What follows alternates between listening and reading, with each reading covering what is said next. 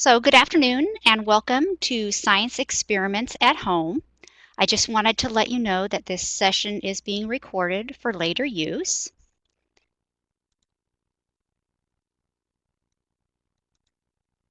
And before we begin, I think you both can hear me, but just to be on the safe side, if you could go ahead and click on the raise hand icon at the top of the page to let me know if you can hear me. All good. Okay, great. Just double checking. So our objectives for today's webinar are to be able to access a hands-on science website called Primary Grade Science at Home, and not only access it, but to understand a little bit about what the site can offer to homeschooling families. And the other objective will be to be able to use the features of the website to access its objectives and its standards, and to access and download its forms, and to view the experiment videos from the website.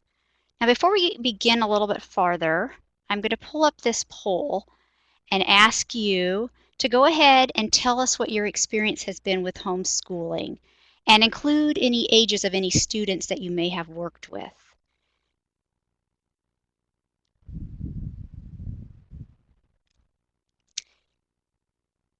And while you're thinking about that, I'm going to go ahead and turn off my video camera just so that it saves a little bit of the bandwidth and it helps the recording and the session to go a little bit smoother.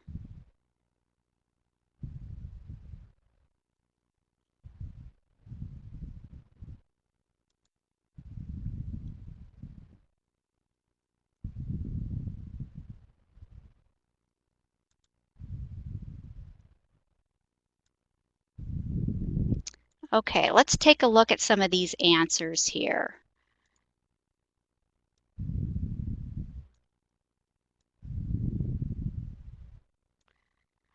As a teacher educator, I realize the importance of homeschooling, which is growing, I believe. And I have not had much experience at all with homeschooling. While I was in the classroom, high school is the closest I came to being a teacher assigned to a student who couldn't come to school, and I would have to go to her home and help her on her assignments. Okay, so neither of you have actually worked with homeschooling or homeschooling any students yourselves, and not really much experience either with the younger students, it looks like. Let's see, Mark, you're typing an answer there.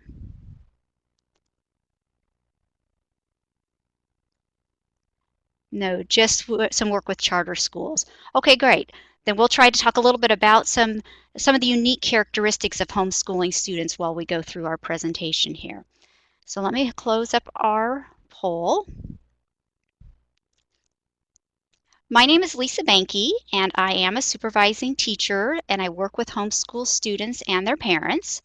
I've been doing so for about 10 years, and part of my job is to help families with their curriculum and helping them to make individual learning plans for their students. And this website has been developed to kind of help with the science end of that, help with creating, or not creating, but completing hands-on science experiments. One of the tools we'll be using throughout this is the chat box, which we've already used. And I want you to, in the chat box, go ahead and introduce yourself and tell us if you've used this tool, Adobe Connect, before, because that will help me to know how much in-depth information I should give you about some of these tools.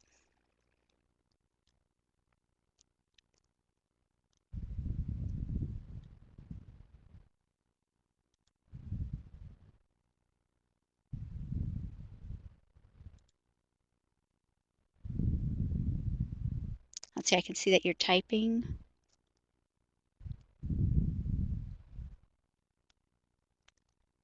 Let's see.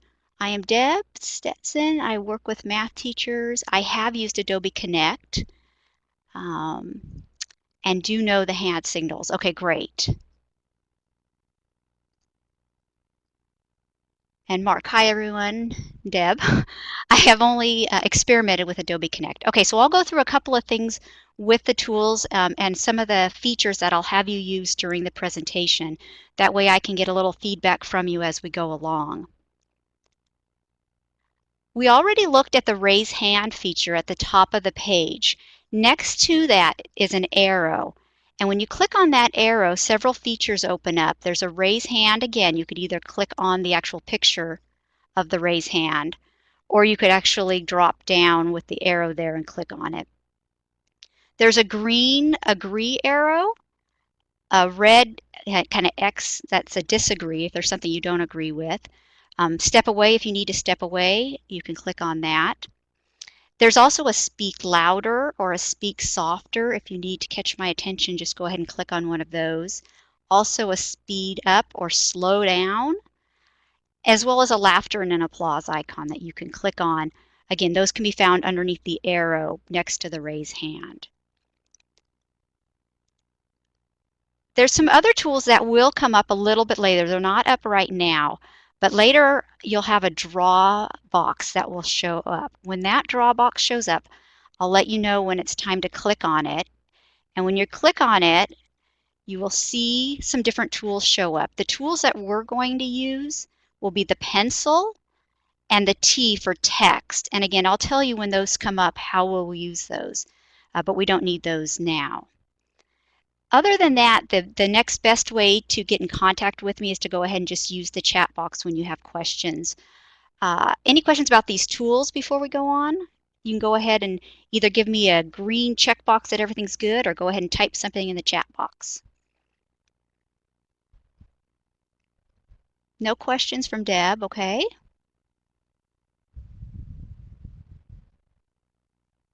No, you're sure. Good, glad to hear that. If you do have questions along the way, please don't hesitate to put those in the chat box.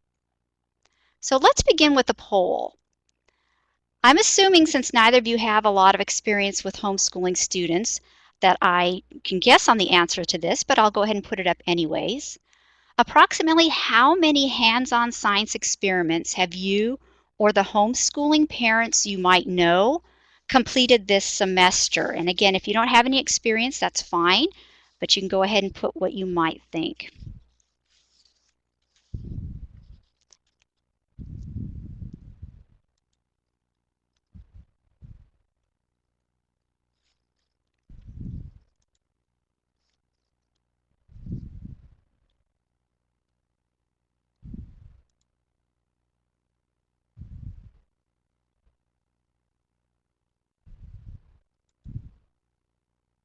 Whoop, I think the poll just disappeared.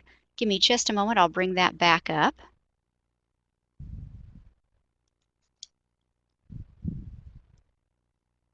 There we go.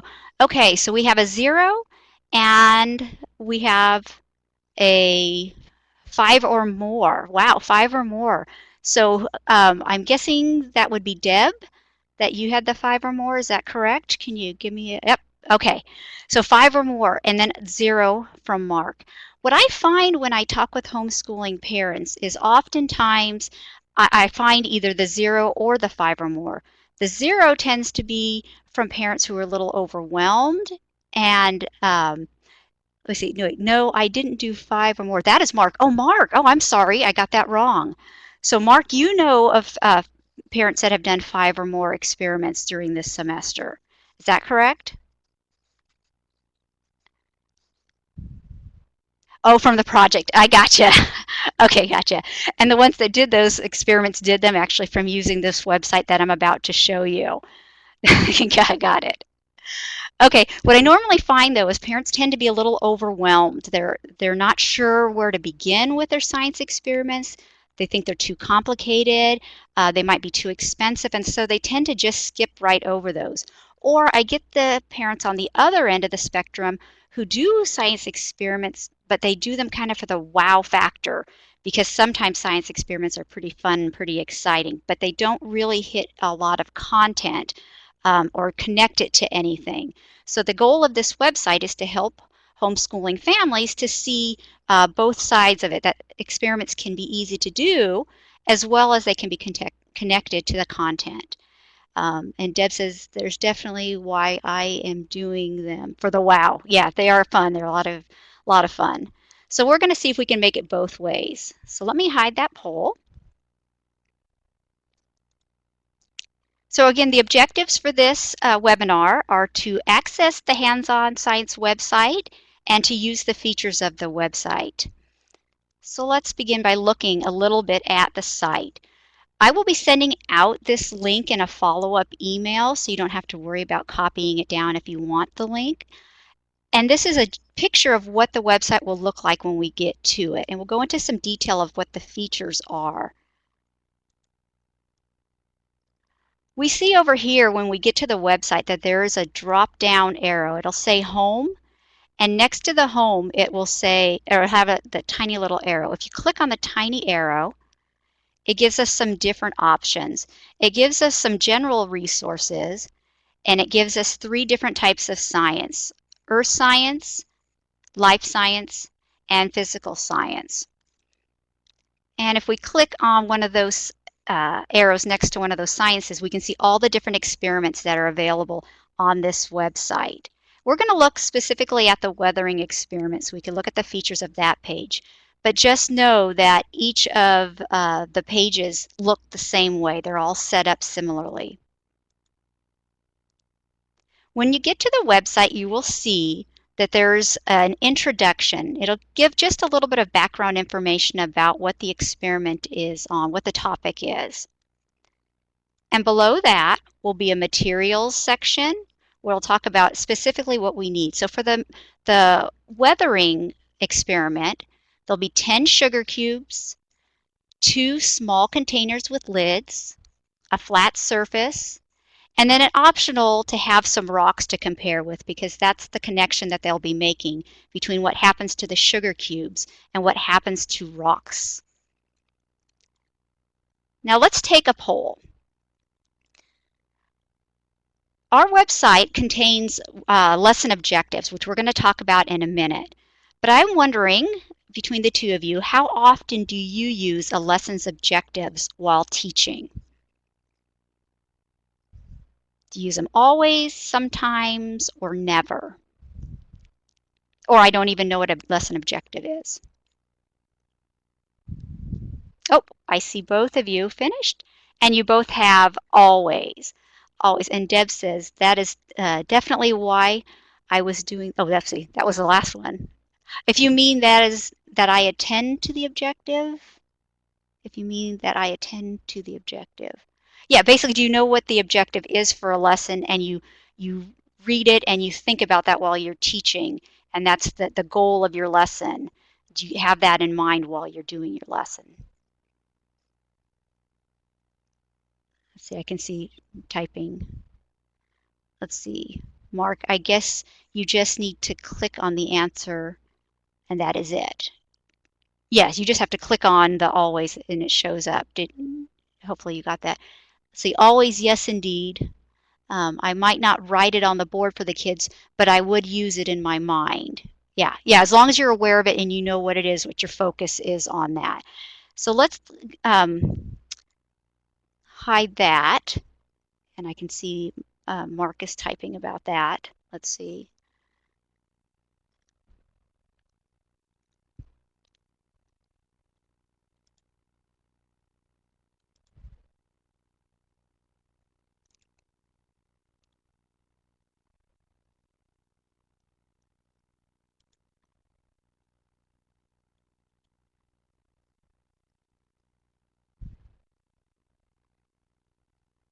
I still see Mark typing. Okay, there it is. The teacher education program is big on our teachers telling the students the objectives in kid-friendly words. Great. Right. And one of the things, the reason I brought up that poll question is because I find that with homeschooling parents, they often don't understand the importance of a lesson objective, and they tend to skip right over that. So this website shows people the objectives, but it shows them it in a way that might be confusing. So I try to explain what it means when they see the objectives. So let me show you what I mean. On the weathering experiment, it says students will be able to describe physical characteristics of sugar cubes, be able to record observations, be able to make predictions, and understand rocks can change shape. Well, homeschooling families tend to do multi-age lessons, so they usually have one or more, 2 or more, I should say, students doing the same lesson at the same time.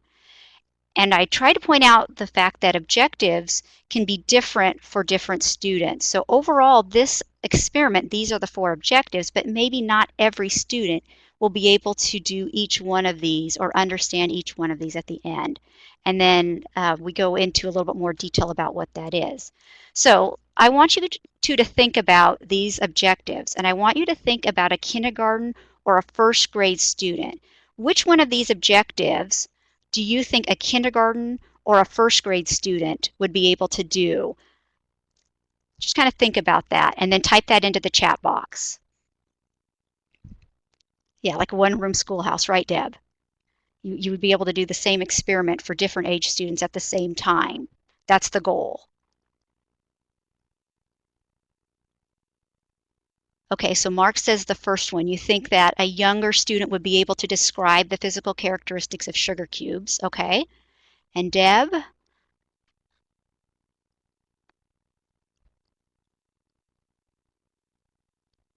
Let's see, a K1 student, predict what will happen to the sugar cube, and then in words talk about what happened. Okay, so now look back at these and think about what you think an older student, maybe a 3rd or a 4th grade student, would be able to do. And then go ahead and type that in the chat box.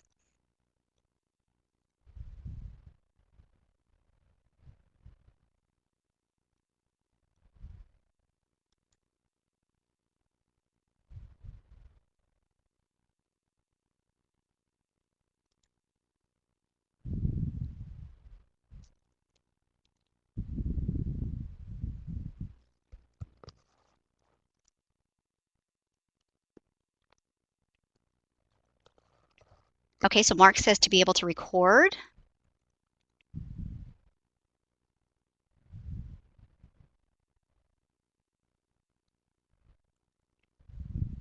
Let's see, predict, describe more than one thing that happened on the sugar cubes.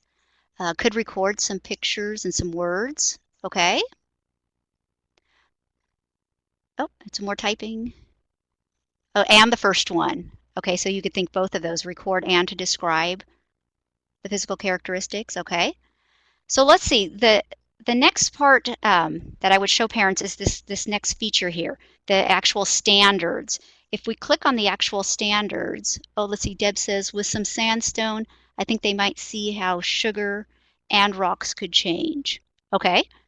So let's see, one of the features of this website is underneath the objectives, there's a link to a standards page, and it will go grade level by grade level, what would be expected standards for those students to learn.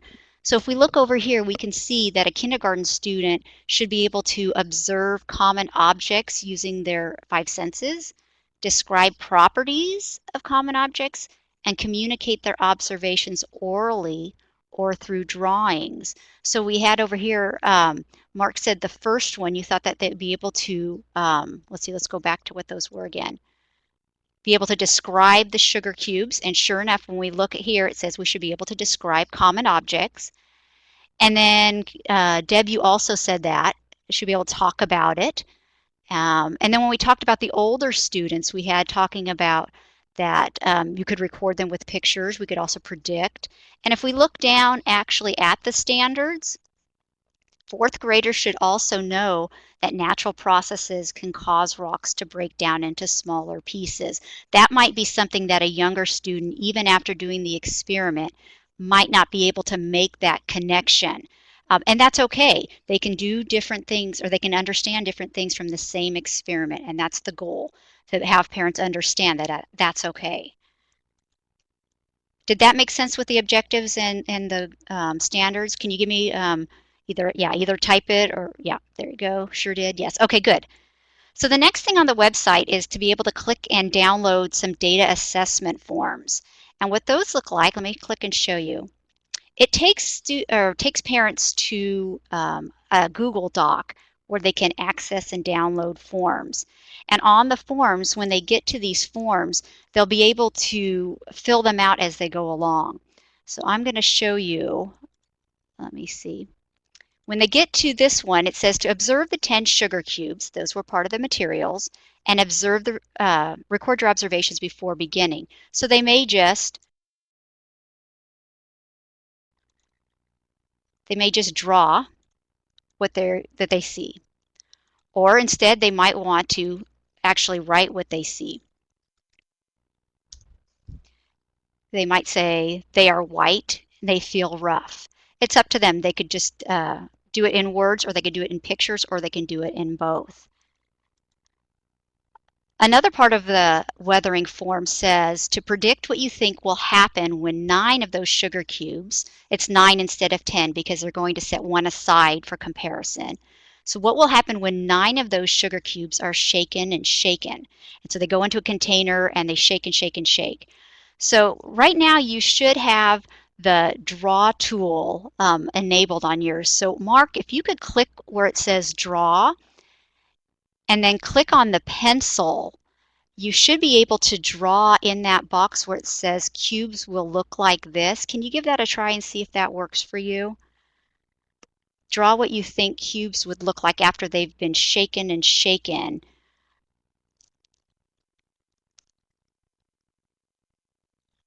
Let's see, are you able to do that? Did you see that? Oh, there they are, okay. And while he's doing that, Deb, can you go ahead and click on the draw and then click on the T? And once you click on the T, you can go ahead and click over in the lines and write in words what you think, what you predict will happen. And then when you're done writing, you have to click back on the T for it to show up.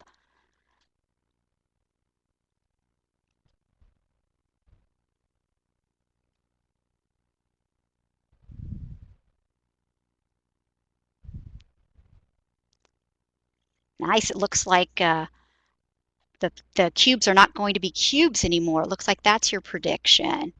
And let's see, and Deb says, I think they will start breaking on the corners and little parts where it will fall, and that's all I can see on that. So you don't think they're going to stay looking like cubes when they're finished. And so students, even the younger students here, would be able to narrate or dictate to their parents, and they could actually tell them what to write on those lines. Now let's go to the next page. So parents that have used this website have told me specifically in relation to those forms, I think the experiments help the boys understand better, and they talk a lot more when we do the experiments, especially during those filling out the forms time, because sometimes they won't even understand the language. So what does it mean to predict? What does it mean to observe? What does it mean to have a conclusion? And so that's a good time for parents to be able to share some things that they might not share or might not discuss as much if they're just doing book work. Now, another feature of the website is an actual step-by-step video. And I would show you this when we actually go look at the site itself, but the video on that site won't allow any audio. So I'm going to bring over the video here. And we're going to listen to it just for a little bit. We won't watch too much of it, but so you can get an idea. Our experiment today is about weathering, or the breakdown of rock into smaller pieces. Have you ever noticed that rocks come in all different shapes and sizes? I want to pause it just for a second. Can you give me a hands up if you can hear that?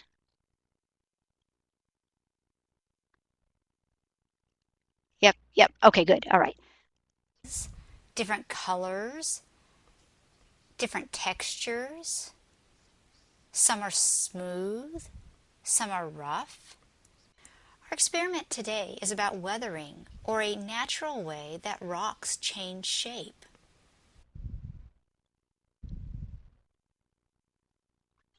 Our materials for this experiment include 10 sugar cubes, 2 small containers with lids, and a flat surface. Now each of the videos will start out the same way. There'll be a brief introduction, they'll show what the materials are, and then they'll go step by step into what happens. We'll begin by placing one of our cubes in the first container. We'll place the lid on, and we'll set this cube aside. We'll use this later to compare our results. We'll place the other 9 cubes in the second container and put the lid on tightly. We'll then begin shaking our cubes approximately 20 times. Make a prediction. What do you think will happen to the sugar cubes? Be sure to record your prediction in your science journal.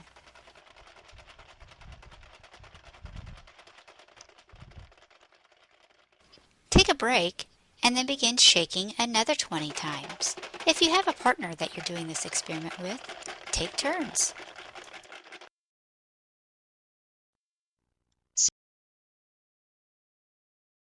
The video will continue on and it'll tell them exactly what to do and what to write down and what to think about. It will also model some different behavior for the parents so that when the parents are at home doing this with their students, they will think about some different questions that they might ask their students. Did you have any questions about the video? Any yeses or nos there? Nope, nope. And Deb?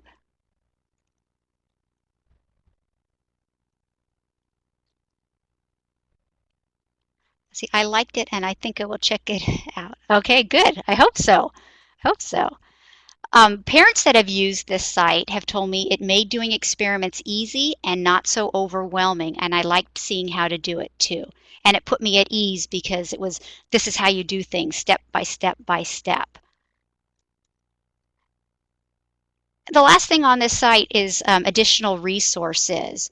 Um, Ideally, students and families will do these experiments as they come along the topics in their textbook. But I've also provided extra resources for more information, such as videos or books that they can read. Now, we're going to go ahead and visit the website, and we're going to see what it looks like and see how to use it.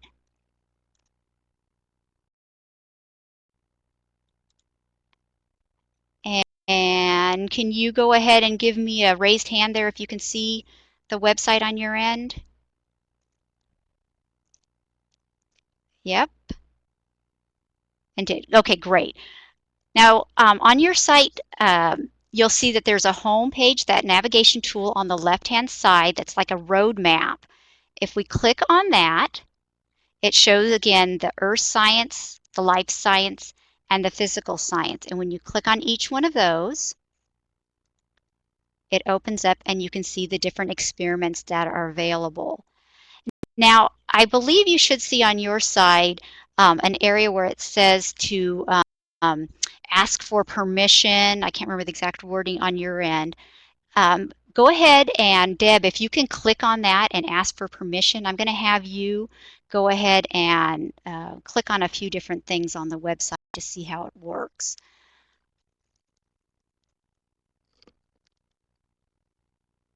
So request control is what it is.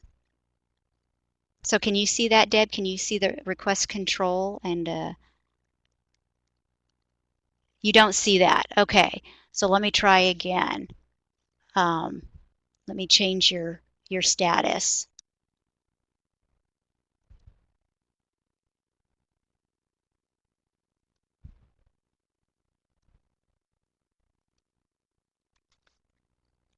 Okay, do you see it now? There should be right at the top of your page, right above everything. Yep, okay, so go ahead and request control. And now why don't you go ahead and choose, you should be able to use your cursor now, and go ahead and choose one of those experiments to click on, and let's take a look at the site.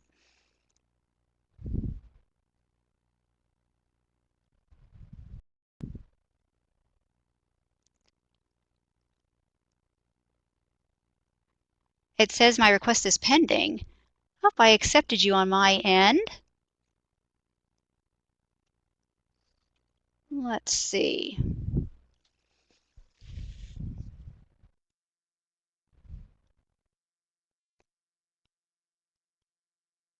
All right.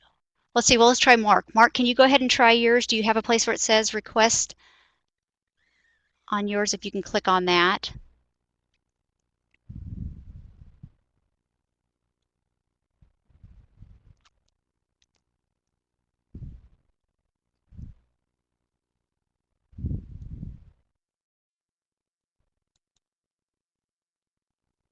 And why don't you go ahead and see if it'll let you go ahead and click on a different experiment. Oh, there we go. So he chose seeds and water. So when we look at the seeds and water page, again, it's set up the same way as the weathering page with an introduction, materials, etc. And Mark, is there something on this page that you'd like to look at specifically? You want to click on whatever? The experiments. Okay, the standards.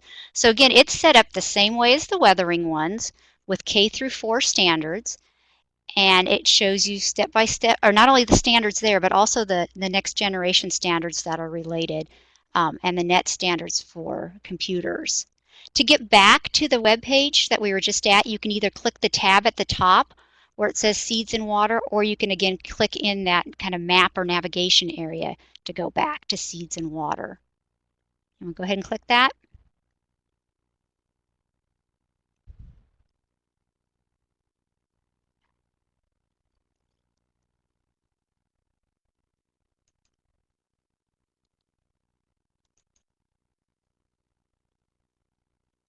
Okay.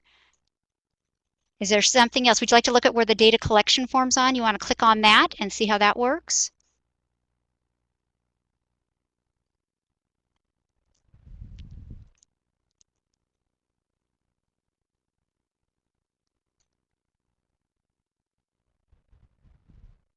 Okay, so see, it takes it to a Google Doc. If you look up in the left-hand corner, there's a place where it shows a printer icon, and that to be able to print, you just need to click on that, and then it'll download, and students and parents can go ahead and download these and fill them out.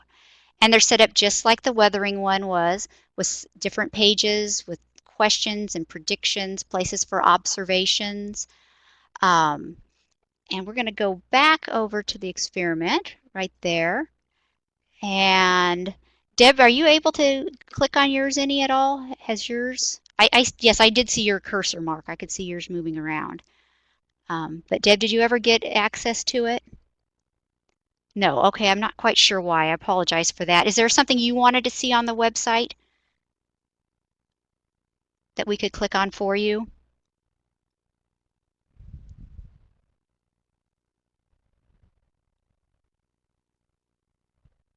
Gravity. Mark, do you want to click on gravity for her? Okay.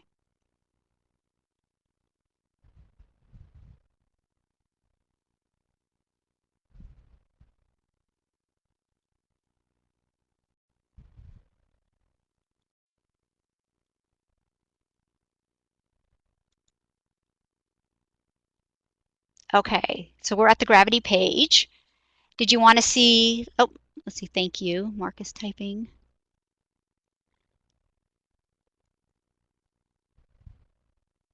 I clicked on it, it took about 10 seconds. Okay, you're welcome. And Deb. Data collection. Okay, so Mark, can you click on the data collection form there?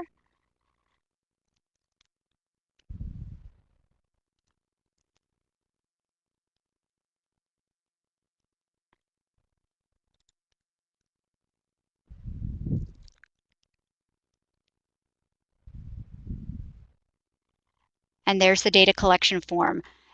And again, it's filled out the same way as the others. And they can place them. I'm going to go ahead and see if I can grab the cursor here for a second and see if we can look down the form a bit. So they'll do some observing and recording, and they'll be dropping objects out of their hand, and they'll be drawing what happens to it and what it looks like, as well as recording and writing. Okay.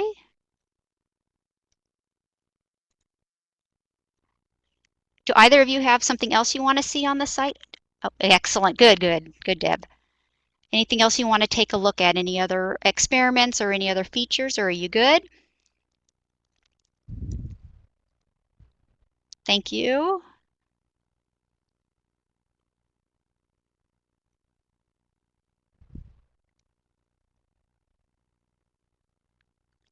I get the idea, and I think it'll be fun to search around. Oh, I hope so.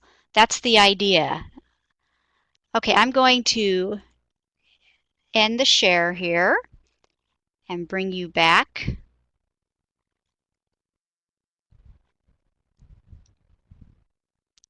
Oops. There we go. And when you see the visit the website PowerPoint again, if you can let me know in your screen, that would be great.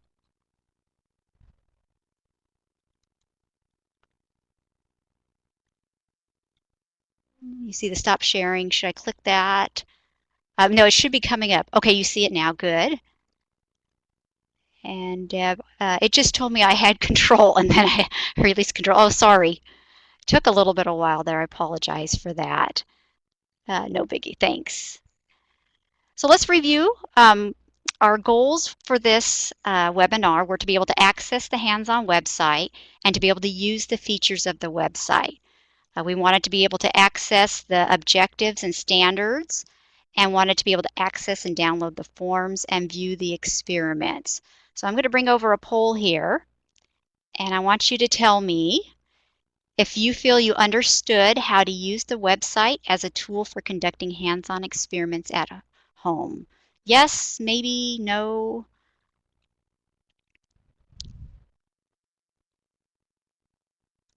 We got a 50-50 on there.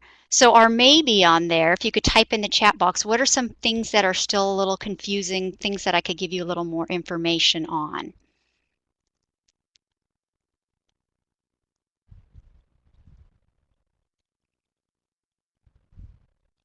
Assessing. Oh, great question. Thank you for asking. Assessing comes in a couple of different ways. The forms themselves have different guiding questions that are tied to the standards. And so I inform parents about how to use the forms to look back at the standards and see, did they actually do on the forms what they were supposed to do grade level wise. But I also inform parents that a big part of the assessment on these experiments is informal assessment. A lot happens during the experiments. As the parent commented, there's a lot more talking going on during these experiments. Parents get to ask their questions. They get to find out a little bit more about what their students understand and don't understand. And I help guide parents to use that time to get an idea of what they don't understand and how to find resources to help them understand a little bit better. But much of the assessing during this is looking at the forms, looking at what they were able to do, what they weren't able to do. Did they come up with conclusions? But also the informal assessment. Does that help any? Examples of assessment would be helpful, meaning on the website itself.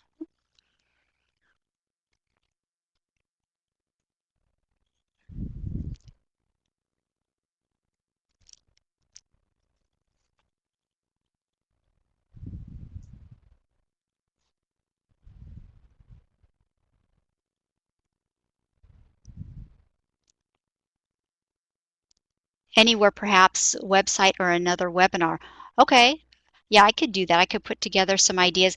I have some of the forms that have been filled out from my other students, and I can use those to go through to explain it. See, I can imagine that some of the discussion of desired answers on forms could help with assessment, and it would help with the formative assessment, like Lika said. That would be good. Great, that's a great idea. I appreciate the input on that. Any other questions or any other things that would help um, with the understanding of how to use this tool?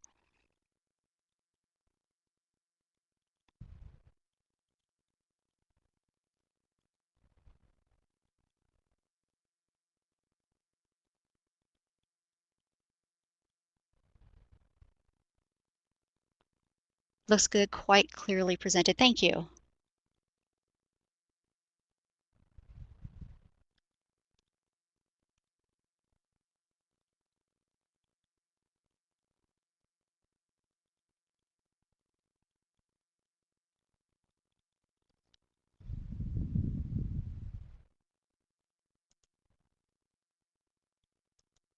Let's see, I bet using this with small numbers of folks like we have here would be good for them too. They'll feel like they're getting one-on-one help. And that's what I hope. I like this tool quite a bit for working with the homeschool families because I do feel like I don't see them often enough to be able to give them the help that they could use in between our meetings. And I feel like this Adobe Connect or any kind of webinar tool is a great way to give them feedback, give them help during the month. Any last questions? If we're good. Oh, Deb's typing.